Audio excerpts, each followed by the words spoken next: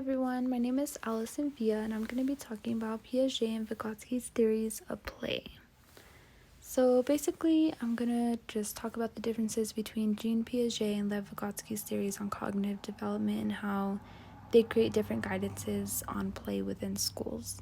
So this is Jean Piaget, and he's known for his 4 stages of development, how children learn through assimilation and accommodation, and then he's really going to emphasize the need for an equilibrium between those two. And this is Lev Vygotsky. He's mostly known for the social cultural theory and how scaffolding and teaching children through their zone of proximal development is going to be the most beneficial.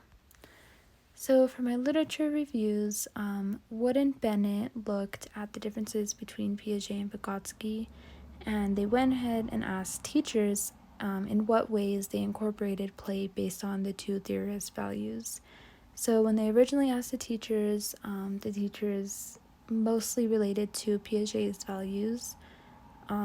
So they said that independent play was more important because their students were at different developmental levels, and they would prefer the kids to play by themselves so they could kind of direct themselves.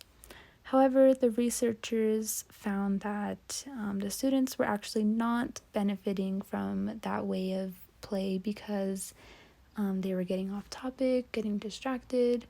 So they asked the teachers to kind of reflect and come up with a better solution so that their students could actually learn through their play. When the teachers did that, they mentioned ideas that related more to Vygotsky's theories. So that included having the teachers be more involved and guide that play, but still allowing the children to have autonomy. And then really emphasizing the need to play with their peers in the classroom. The next article went into detail on the 3 main differences between Piaget and Vygotsky's theories, and these 3 differences are their ideas on speech, symbolism, and how cognitive development arises. So Piaget thought that speech was really egocentric. So at a preschool age, he says that they spoke only from how they could think. They're not going to look at other perspectives, and they're not going to be able to understand those. And then once they start to grow, they're going to, learn through their world and assimilate and accommodate those ideas. And that turns into a more socialized speech. And then Vygotsky says, on the other hand, that speech is just based on what others say and what they do, and they're going to use self-talk to guide their play and their motives. And then the other main difference is that Piaget discusses symbolism in play, and Vygotsky is going to say that it's imaginary play. So Piaget says that children symbolize objects in the world, and they're going to accommodate and create a more realistic symbolism like in their heads. And then Vygotsky says actually it's all from the child's conscience, and they act this way and because they see these things socially, but they can't actually do those things in real life, so they have to use imaginary play. And then the last main difference is that Piaget says that there's always has to be an equilibrium, and you have to define their cognitive level before learning can occur, because learning is different within the cognitive aspect. And then Vygotsky really says that there's 2 levels of development, and one is the genuine development, which is how can they solve a problem independently, and then that's going to be your mental age. And then there's the other development is the proximal development, which is can they solve the problem under adult guidance, and that is really the zone of proximal development that's between the true and the proximal development. So this article really emphasized Vygotsky's theories more, And then the last review really just went over more of Vygotsky's main ideas of his theories and how they can be used within classrooms and play. So object substitution in play is really going to create a pathway for the zone of proximal development. So if there's guided play, meaning a teacher is kind of helping and scaffolding the child while they play, but still letting the kid guide their own ways. If that occurs, then it's going to help the child form abstract thinking and higher forms of cognition. And Vygotsky really emphasizes that there's social origins in all play, and children are going to learn best with peers and through peer guidance.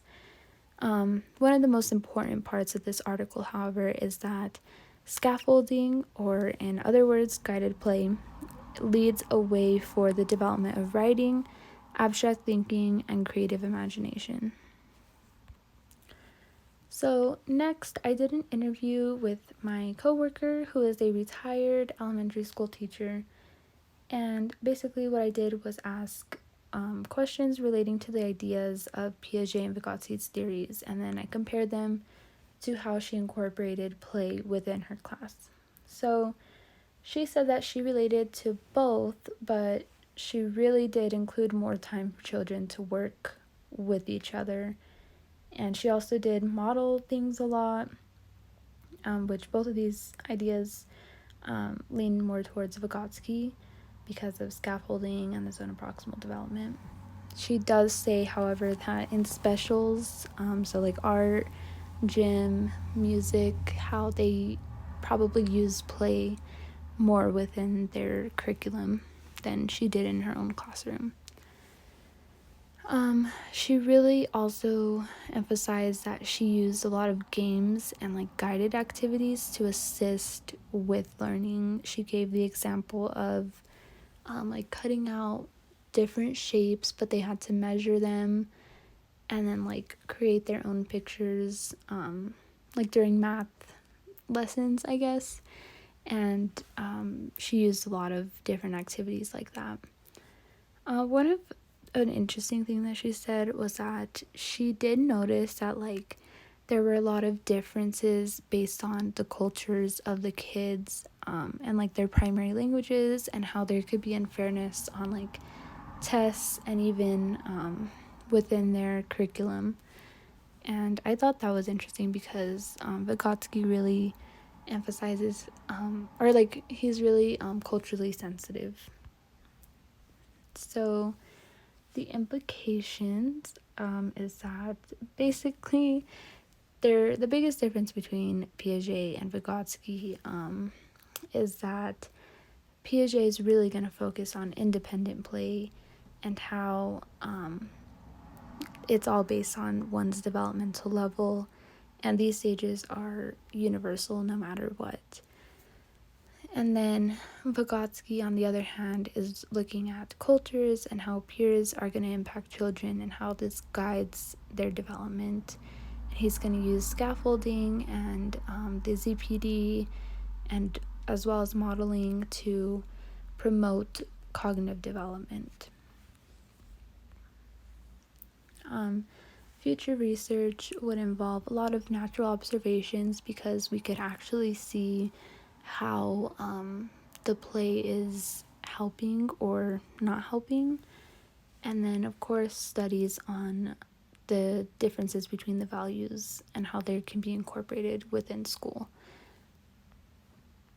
And then, in conclusion, both theorists have contributed a lot to the cognitive development and play, but based on this research, Vygotsky has shown a more broad and more of a wide range of ideas that can help children within schools and within play, and his ideas are more culturally sensitive and take into account that each child will learn differently, but within peers and within that guided play, they're going to learn better.